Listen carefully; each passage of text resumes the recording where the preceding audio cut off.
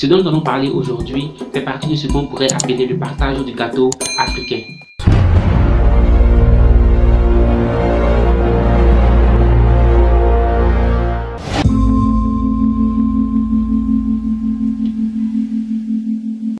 Le 26 février 1885, pour la toute première fois de l'histoire, l'Afrique est au centre des conversations européennes. Les grandes puissances de l'époque, afin d'éviter tout conflit, se réunissent à Berlin de novembre 1884 à février 1885. Et c'est le chancelier allemand, Otto von Bismarck, qui impulse cette conférence, qui réunit au total 14 pays. Durant cette conférence, les diplomates européens en présence ne connaissent rien de l'Afrique. Pour être plus précis, ils n'avaient jamais mis pied sur le continent et n'avaient aucune image de l'Afrique en tête. Ils vont donc pour se repérer utiliser la carte du géographe allemand Richard Kiepert, qui figurait en bonne place des négociations. Bismarck aurait dit à ses collaborateurs: votre carte de l'Afrique, eh bien moi je la lis. Ma propre carte africaine se trouve en Europe. Voilà la Russie, voilà la France et nous au milieu, c'est ma carte de l'Afrique à moi. Ils vont donc se partager les territoires. Moi je suis là et toi là. Ainsi de suite, sans même prendre en considération les intérêts, ni même l'organisation démographique existante déjà. Ils vont simplement prendre soin de tracer les lignes et territoires qui revendiquent, servant ainsi leur intérêt.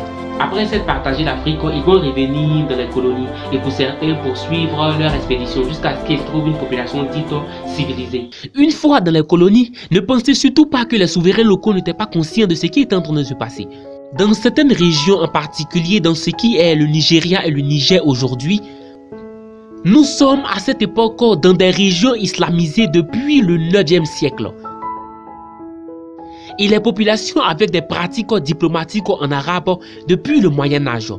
Donc quand les Européens arrivent avec l'idée de signer un traité avec leurs souverains, ils connaissaient déjà ces pratiques. Et ce qui est intéressant, c'est que quand les Français arrivaient, ils ne demandaient ni esclaves, ni troupeaux, ni récoltes. Ils demandaient juste de signer un traité de protectorat ou d'amitié. Ce qui était plutôt favorable pour les souverains locaux.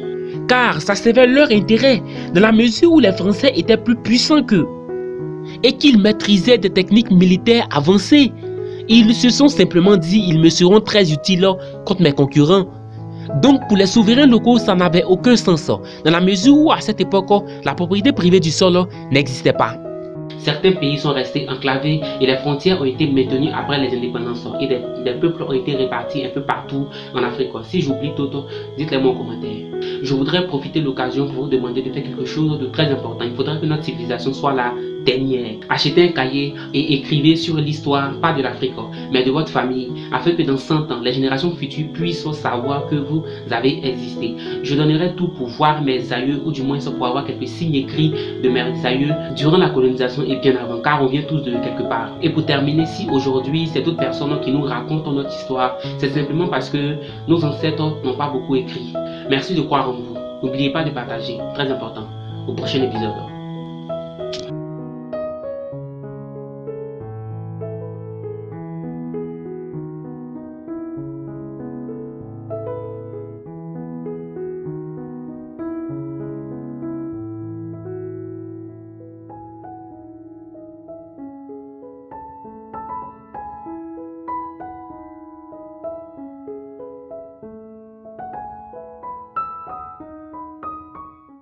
Jaso, Jaso, Adja Gabayino.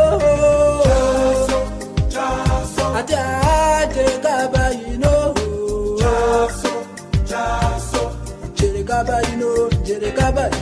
Jaso, Jaso, Gabayino.